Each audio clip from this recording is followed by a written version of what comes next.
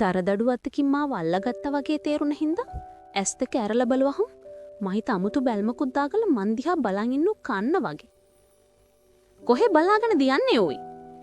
මගේ කන් දෙකෙන් දුම් පිට වෙලෝ වගේ තේරුණ හින්දා මම ඉක්මනට එතනින් යහට වෙලා තමුසේ කවුද මගේ ගෙදරට මෙවලා මට මේ ඔයි ඔයි ගන්න. චූටි මොකද උනේ? කවුද බම් මේ පිස්සු මගුල? තමුසේ කවුද මට පිස්සු මගුල ගන්න? පොල් ගහ වගේ උස වුණා කියලා නෑ උඩ පැනලා දෙන්න හොමඩ තැලෙන්න එක. මං කලින්ම කිව්වනේ නම වගේ නම් මං අහිංසක නෑ කියලා. හා චූටි ඇති ඕක. මේ ඉන්නේ මගේ යාළුවෙක්. ඊයේ ජපන් ඉඳන් ආවේ. ජපන් නෙමේ සෝමාලියාව ඉඳන් මට වැඩක් නෑ. මේ සාවිට සද්ද දාගෙන එන්න එපා කියන්න. හරි චූටි. මචං මේ ඉන්නේ මගේ නංගි. එහෙමද? සුදු මොකද උනේ? මොකද කෑ ගැහුවේ? අනේ අම්මේ ඔයාගේ බූරු පුතාගේ මේ සෝමාලියාව ඉඳන් ආපු යාළුවා මට බැන්නා. සුදු මොකද වෙලා තියන්නේ? මේ ළමයා ආවේ සෝමාලියාව ඉඳන් නෙමේ ජපන් වල ඉඳන්. ඉතින් මට මොකෑ? මන් යන්නව සුදු බෝලේ. එන්න චනු අපි යන්. සුදු බෝලෙටත් වැදලා අර ඇවිත් හිටපි සෝමාලියන් හිකනලටත් අපි පස්සේ බලා ගම්මුකෝ වගේ බැල්මට් එකකුත් දාද්දි හෙන ආඩම්බර හිනාවක් දැම්මේ නැත. මාව ගැස්සුනේ නෑ කිව්ව බොරු. මුකුත් නොවුණු ගානට මං එහෙම්ම අයියටත් රාවල ගස්සගෙන මෙලියට බැස්ස ඇවිත් හිටපු සෝමාලියන් හිකනලටත් හිතින් බැන බලපංකු චනුව අර ඇවිත් හිටපු සෝමාලියන් හිකනල මට පිස්සු මගුල කිව්වා. ඒ මදිවට අපේ ගෙදරට ඇවිල්ලා මගෙන් මහන කොහෙද ඔය යන්නේ කියලා. මම බලා ගන්නම් කොපේ වදුරු මොටත් එක්ක ඔකගෙන. පුහ් මේ සාවිට බැනින්න. ඒ උනාට පට්ට ලස්සනයි නේද? අනේ මේ උබත් මගෙන් අහගන්නේ නැතු ඉදින්. සෝමාලියන් හිකනලා කිව්වට මොකෝ අමුතුම ලස්සනක් තිබුණා. හැබැයි දාපු ආඩම්බර හිනාවට තමා පිස්සු හැදෙන්නේ. ඔන්න අලුතෙන් ආපු සෝමාලියන් හිකනලා. ගේ නම තමා දිනුක යෂීන්. කළුම කළු පාට ඇහිබැම, හීනියස් සුදු පාට හම, කෙල්ලෙක්ගේ තරම් නොවුනත් රෝස පාට තොල්, වම් කනට දාලා තිබුණු කළු මැග්නට් එක, ෂර්ට් එකේ උඩ බටන් දෙකක් විතර ගලවලා ෂේප් ඇඟ. හරි ආඩම්බරකාර ලස්සන පෙනුමකට අපේ සෝමාලියන් හිකනලා වගේ කිව්වා. අයියා වගේමයි. දෙන්නම එක වගේ මාරම ලස්සනයි. මේ මොකද බං? අර බලපංකෝ. ක්ලාස් එකට ගිහින් ඉඳගෙන ඉද්දි චනෝ පෙන්නපු දිහා බලද්දි දෙක්කේ මට කැමති කියපු පිරිමි ළමයා ඈතින් එනවා. අයි මොකෝ? නෑ. එයාත් මේ ක්ලාස් එකට එන්න උදා.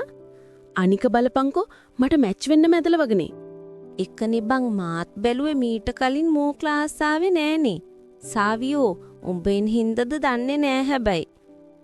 අනේ මේ මං උඹට කිව්වා කියලා හිතාගනින්. ඒ අර බලහංකෝ ඉස්සරහ පේලිය උන්ගේ ඇස් කටි පැණි වැක්කිරෙනවා. අද ඒ පිරිමි ළමයා තදන් ඇවිත් තියෙන්නේ සුදු පාට ට්‍රවුසර් එකට කළු පාට අද්දිග ෂර්ට් එකක්.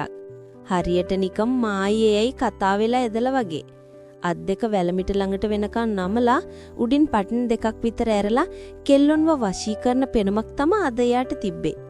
මාත් ඉතින් චුට්ටක් වශී වෙලා වගේ බලන් හිටියා. එදා යුනිෆෝම් එකේ නිද්දි දෙකට අද නෙමේ කලර්ඩ් ඉන්නව දැක්කේ. සුට්ටක් විතර බැලුණා ඉතින්. එයා ක්ලාස් එකට ඇවිල්ලා මං ඉන්න තැනට කෙලින් තියෙන තැනින් ඉඳගත්තා. එතකොටම වගේ සර්ුත් ක්ලාස් එකට ආවා. ක්ලාස් එක පටන්ගෙන ටික වෙලාවක් යද්දී නිකමට මං අනිත් පෙට්ට බලද්දීම එයාත් මන් දිහා බලලා ආඩම්බර හිනාවකුත් දාගෙන ඉස්සරහා බලාගත්තා. පුහා තියෙන ලොකුකම ජනාධිපතිගේ පුතා වගේනේ නිකන්. මොනා වුණත් හිනාවනන් ලස්සනයි හැබැයි. ඒ නැගිටපන්කු ඉක්මනට එළියට යන්න පුපල ඇල්ලක් වෙලා තියෙන්නේ. පිස්සුද සාවියෝ කෑ ගහන්නේ අර කොල්ලොත් hina වෙනවා. ඉතින් මම ඇත්තනේ කිව්වේ. යන්. තව පැයක් වගේ ඊළඟ ක්ලාස් එක පටන් ගන්න තියෙන හින්දා අපි දෙන්නත් කයියක් දාගෙන කැන්ටීමට ගිහින් කිරි පැකට් දෙකකුයි බනිසුයි අරගෙන ආවි මෙයි ගහ යට තියෙන බෙන්ච් එකට. කියෝ ඉද්දි දැක්ක දෙයට කන ගමන් හිටව බනිස් කැල්ලත් හිර වුණා. අලුතින් පන්තියට අලුතින් කොල්ලෙක් ආවත් ඉවරයි. එක තමාසාවියෝ බලපංකෝ ඇදන්න ඇවිත් තියෙනෙට ඇදින් එකක් නැතුව කොට්ටුවරයක්ද කොහෙද ඇදන්න ඇවිත් තියෙන්නේ.